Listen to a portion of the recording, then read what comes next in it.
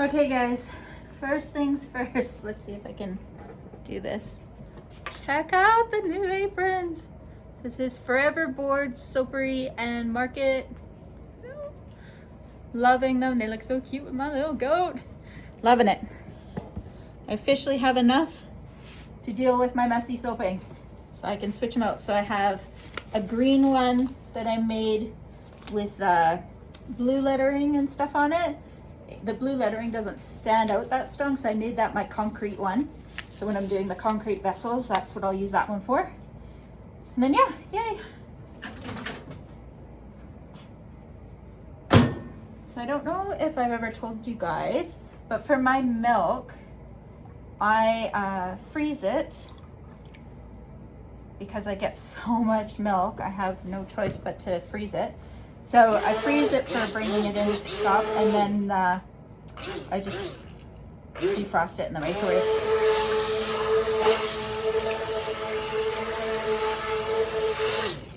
So today I'm going to try and chat while I do this. We'll see how it goes. If we can't hear me very well or whatever, I might do a voiceover later, but we'll give it a shot. So I've got my oils in here already. I've also added my kaolin clay in.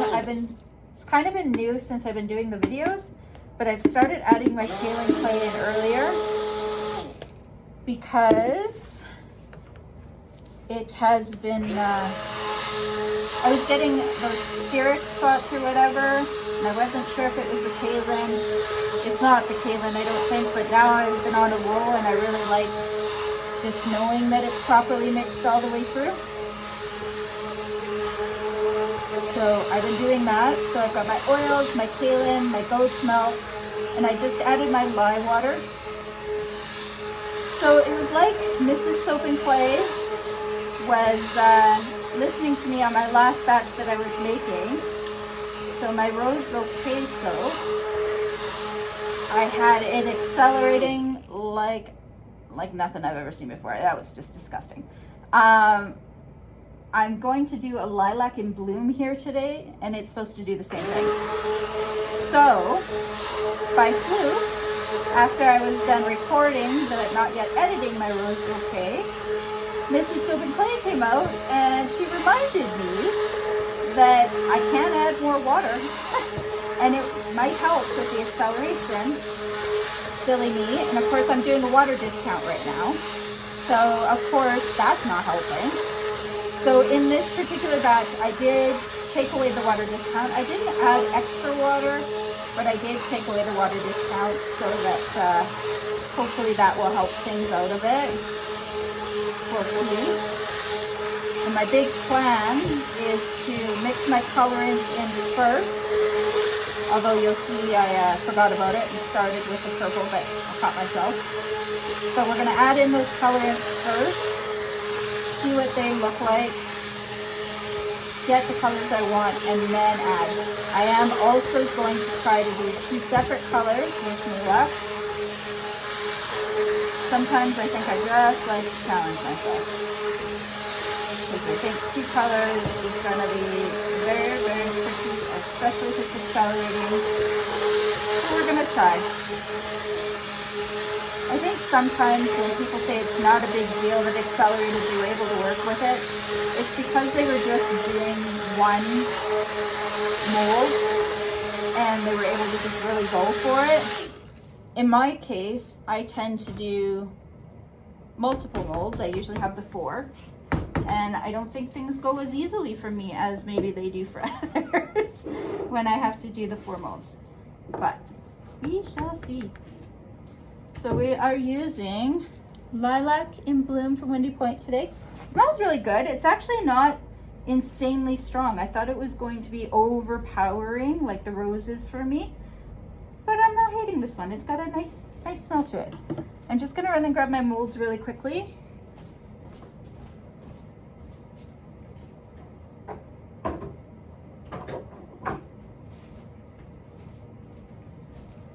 I just want to have them here ready to go in case we are in the world's biggest rush. And we'll get rid of some of these. Okay. So I did 42, not quite a quarter, so just under 1,500. We'll do 1,300, I guess. Turning on the scale, guys. Pro tip, works so much better that way.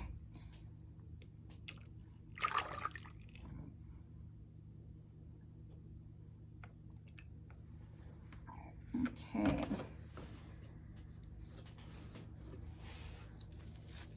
So put this guy over here, and we'll get this guy all sorted away first. So this guy, I'm going to use the purple mica, purple violet for this one. And we'll go 1, 2, 3, 4, 5, 6, 7, 8. Let's see what 8 does. Yes, those were very scientifically measured scoops.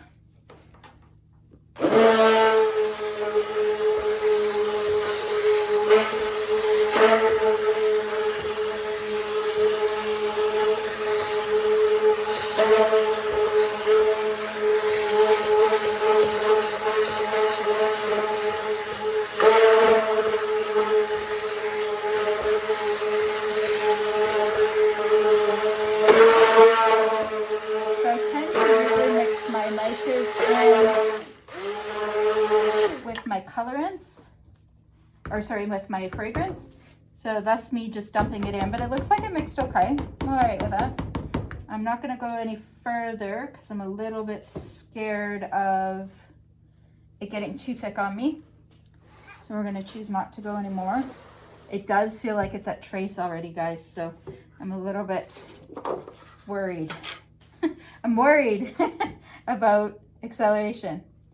So in this one, I'm just gonna do the 2 because I did actually put a scoop in to the fragrance. Totally forgot. Whoops.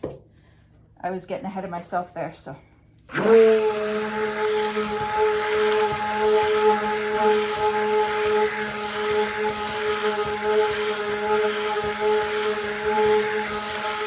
I don't know if, yeah, you can see the purple. It's a great color for sure.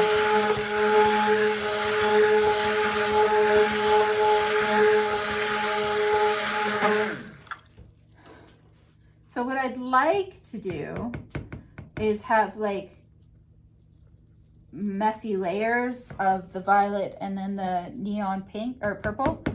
However, I'm also expecting this to accelerate and cause me all kinds of grief. So I have no idea what we're gonna get here, guys. It's gonna be a surprise. It might just be the one purple on the bottom and then another on top. I don't know, we'll see. So we're gonna go for it. We're gonna put in our main fragrance oil here into this guy. And as I said, it is a trace already, so I'm so scared. Here we go. And we're gonna actually try just doing the whole mixy thing without the blender. People seem to do this all the time. I just don't understand how you get the fragrance guaranteed to be all the way in it and mixed well and whatever, but it's definitely thickening up, but so far so good. I think we're gonna do that. I can't help myself. And we'll call that good enough and hope that I have as much mixed in as I think I do. And then you can't see it on this side. Oh, you'll get to see this one. I'm gonna pour these into the molds.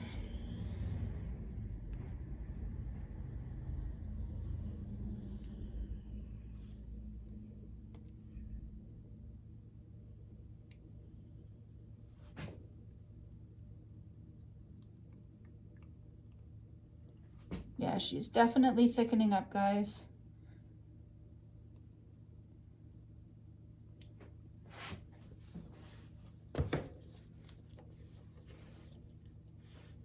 Not too sure how I feel about this, but we're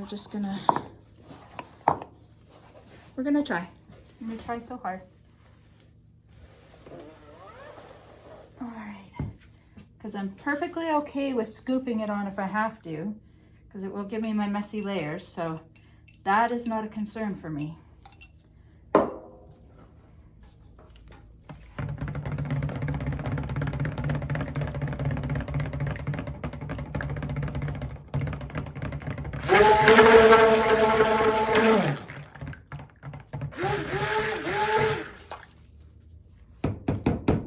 I'm so worried about the fragrance not actually being in it as much as I want it to be.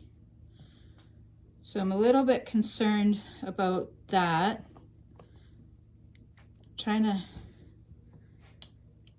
We'll see.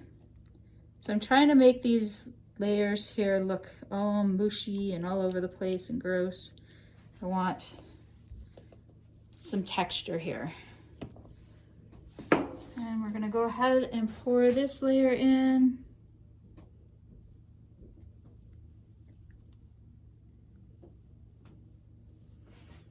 And I actually want it to be a little bit thinner of layers, so we'll see how that works out.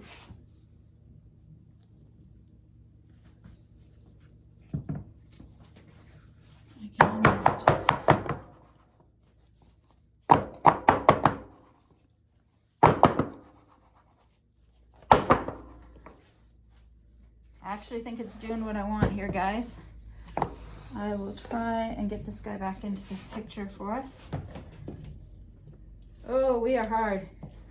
We are so hard. Gonna give this a good stir. Get it at least loopy for me. Some mashed potatoes, anybody?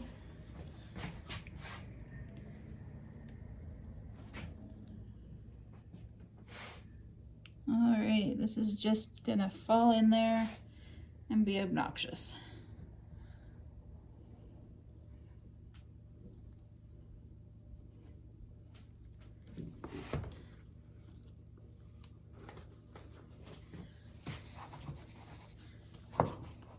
I definitely, I'm okay that it's doing this, but having to work very quickly here.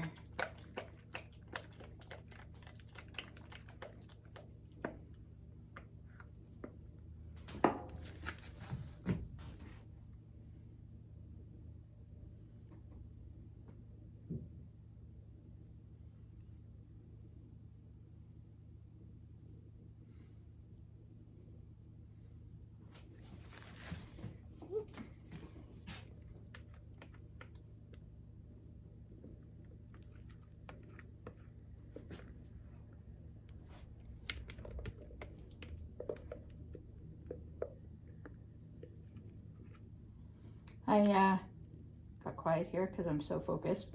I sold one of my grape soaps today because somebody watched my grape soap video and loved it and wanted to try the soap, so I was super excited about that.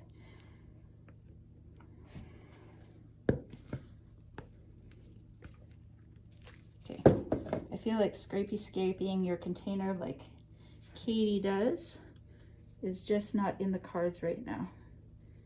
I need to just get this in here. So, another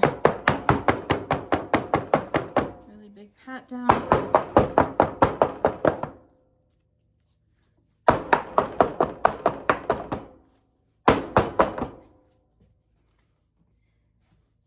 think at this point we are working on the scooping method here. So just getting it in there and scooping it down.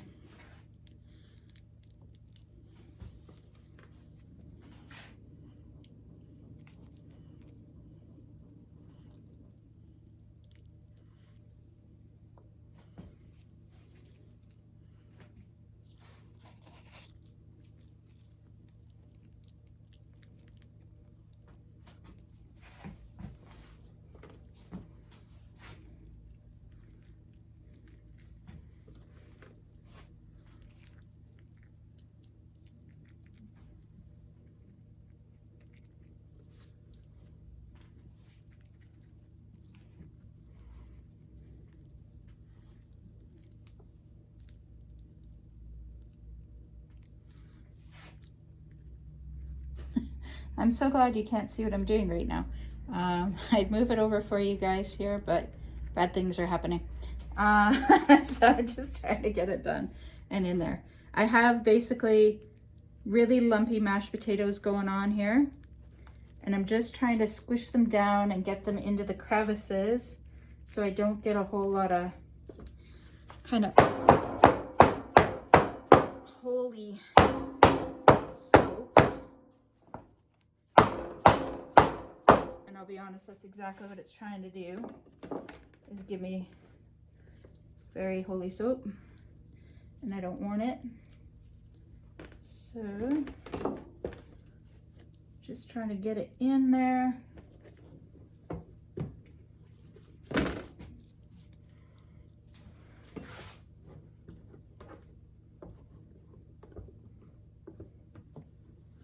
Do any of you other soap makers out there get hand cramps like crazy? Like seriously, I feel like I'm forever in hand cramp mode with this stuff. Okay, we got way more on this one. You see how I got the holes? I'm just trying to fill them all in.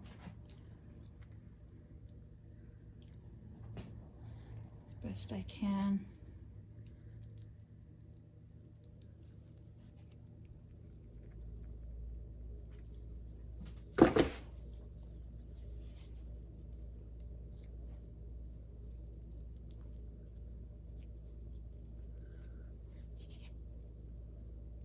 I'm not sure I've ever used my fingers this much in a soap.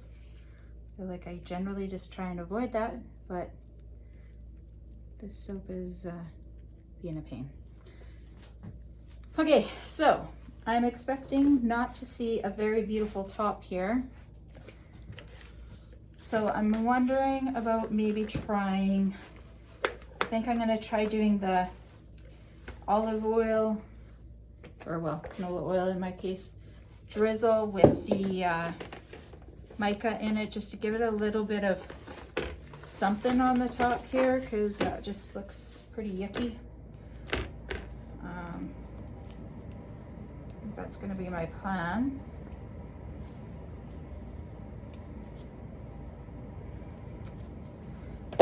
Just a little bit concerned about this soap seizing up all the way and me not getting it out of this bucket. Trying to get as much as I can here.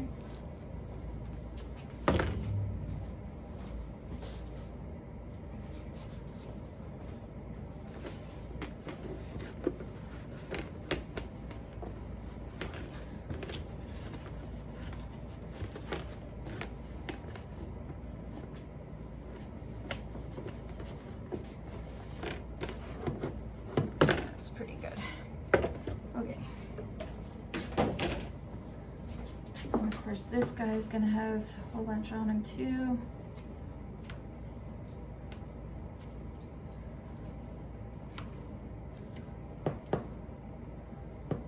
Okay, that last little bit I'll just scoop out with my stir stick later. Okay, so get a little cup, little tiny one. And just gonna put some oil in it.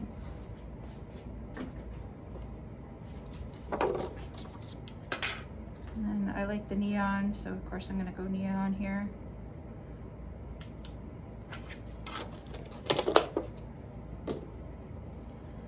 And I'm just gonna stir that in. Super good.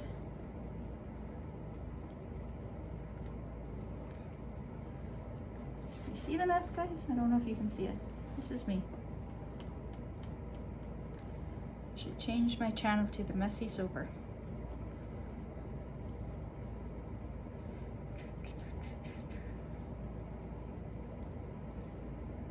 For serious.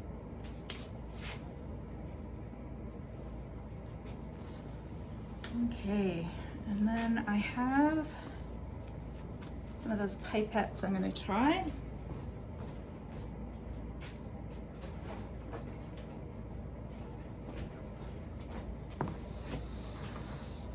All right, so you can kind of see my mashed potato masterpieces here.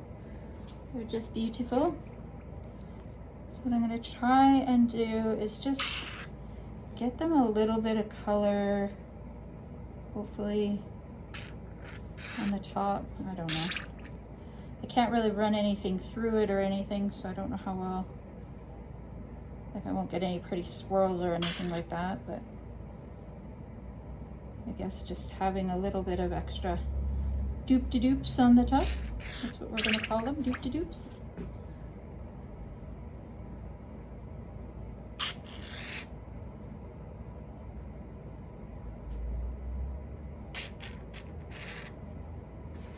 Just going to try something really quick here. Let's just see. Yeah, see, it's not really letting me do anything with it, really. All I'm doing is just sort of moving everything around.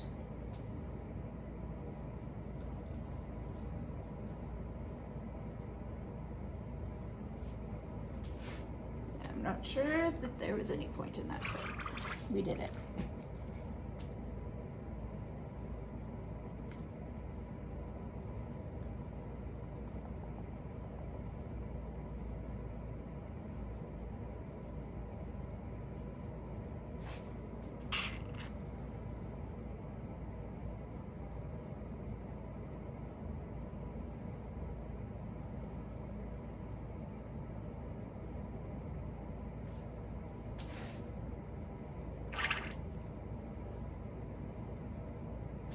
My hope is that this, when it's sliced up, will just have little splashes of the bright purple in there just to give it a little extra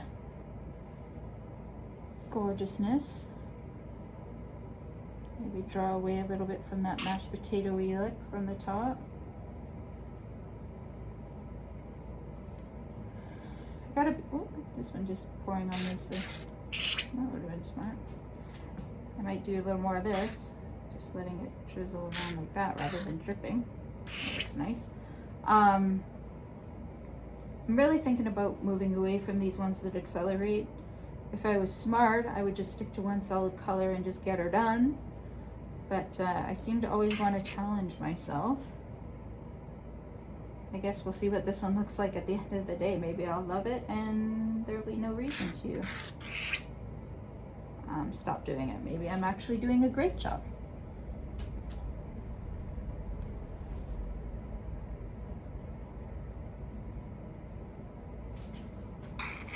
I'm kind of liking the way this looks when I do this drizzle kind of thing going on here. So we're going to give it a little bit more of that.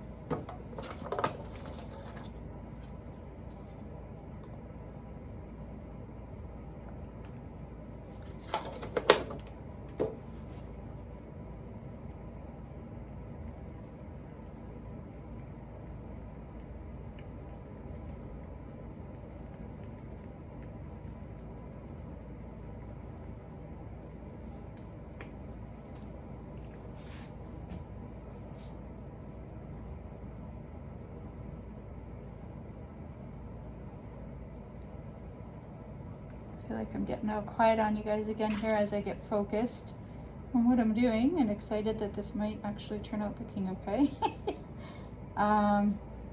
Yeah, we will cut this one tomorrow, so we'll see what she looks like. I've got a couple of fun videos coming. I made a candle vessel with concrete. I've made a few candles recently, so some cool videos coming with regards to those, of me just testing out new things and seeing how they go for me and all that good stuff. Yeah. I had a request to do a video on how we got our name, Forever Board. I'll definitely do that for you guys. We've got Forever Board Soapery, Forever Board Acres, Forever Board Market. Forever Board Transportation is coming with our school buses. And who knows what else really, because we're Forever Board. So always new stuff coming and going and whatever. And because I'm Forever Board, that's why I keep doing new things. So always trying different soaps and challenging myself. Taking on new projects like making candles or candle vessels. All the good stuff.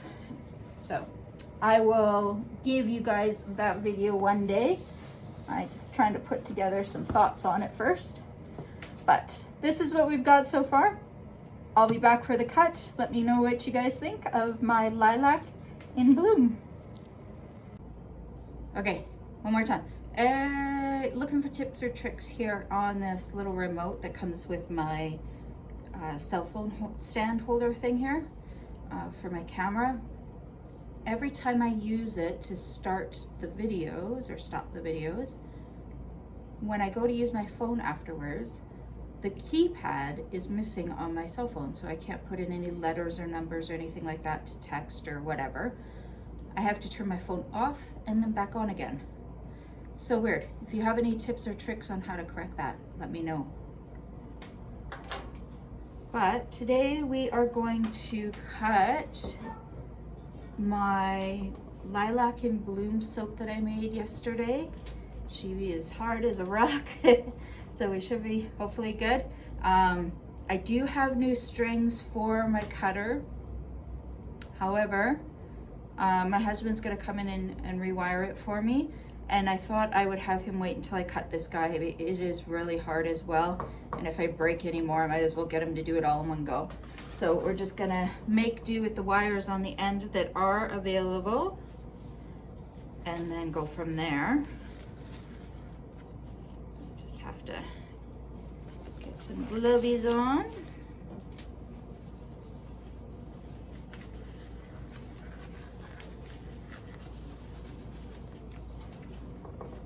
Alrighty.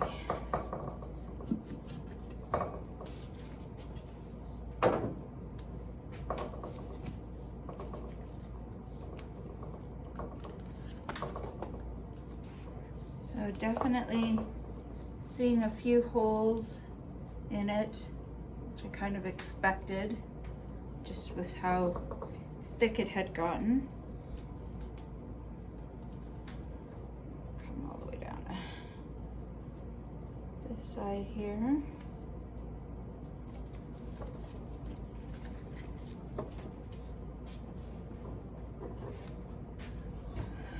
Okay.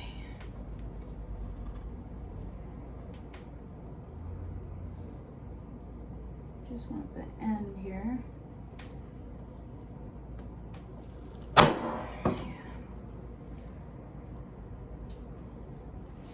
Oh, not terrible. Again, lots of holes though on this end.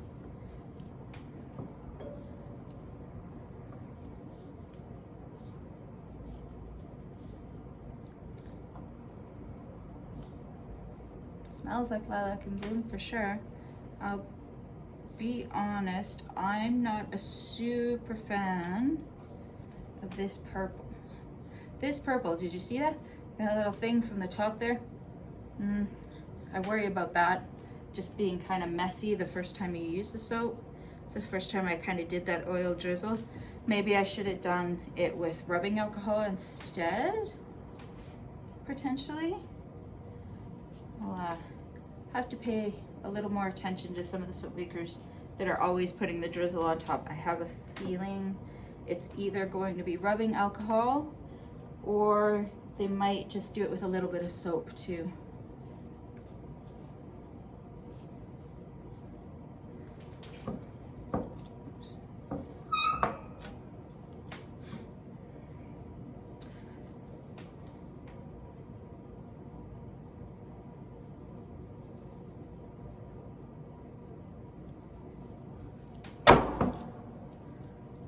Perfecto.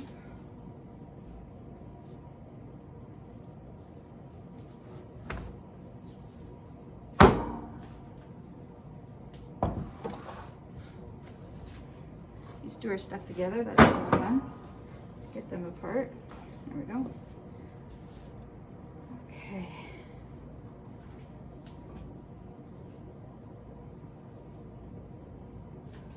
So overall, the holes are not too bad, which is good. And the soap makes me happy.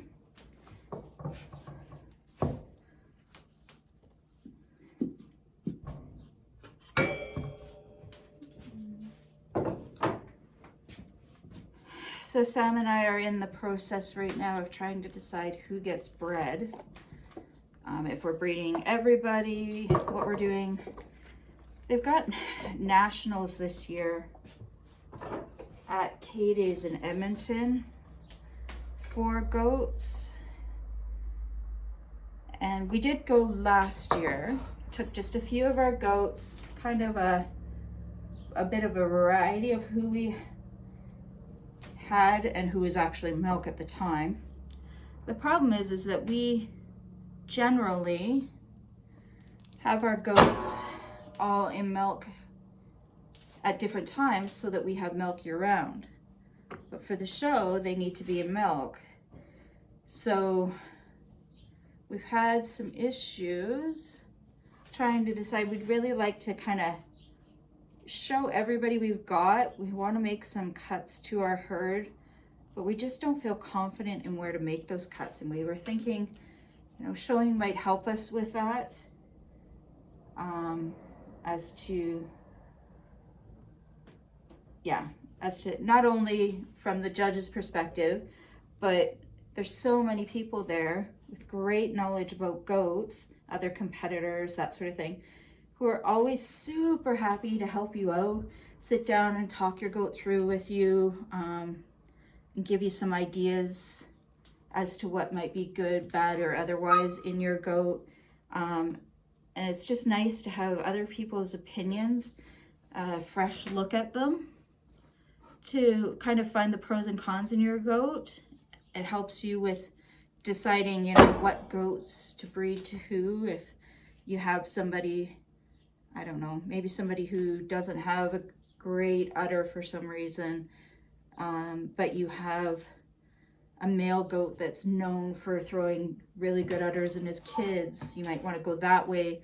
Or I don't know, maybe their back end is a little bit sloped and you want to even that out a little bit, and you have again another male or whatever that has a really strong back end, things like that. Anyways, they're super knowledgeable.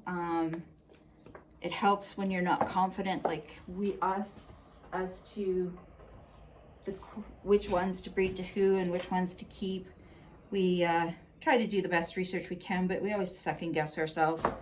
And having other people's input is helpful. That doesn't mean you always do exactly what they say, but having that help and that input is great. So we're trying to decide who to breed.